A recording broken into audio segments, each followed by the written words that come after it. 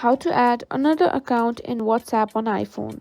In today's video, I'll show you how to add another WhatsApp account to your iPhone, whether you want to keep work and personal chats separate or manage multiple numbers.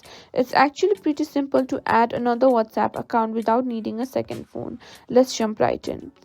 First, open WhatsApp on your phone. If you're already using WhatsApp on your main number, you should see your active chats here.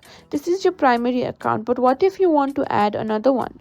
No worries, we've got a solution for that. To add another account, you don't need a second phone. WhatsApp allows you to use two accounts on the same device by using WhatsApp Business alongside the regular WhatsApp app. Simply go to the App Store.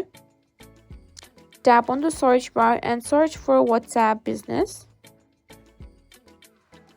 It's free and works in the same way as regular WhatsApp, but it's designed for businesses, so it has a few extra features. Once WhatsApp Business is installed, simply open the app and you'll be prompted to enter your new number and set up your new account. And that's it. That's how you can switch between two numbers to WhatsApp on your iPhone.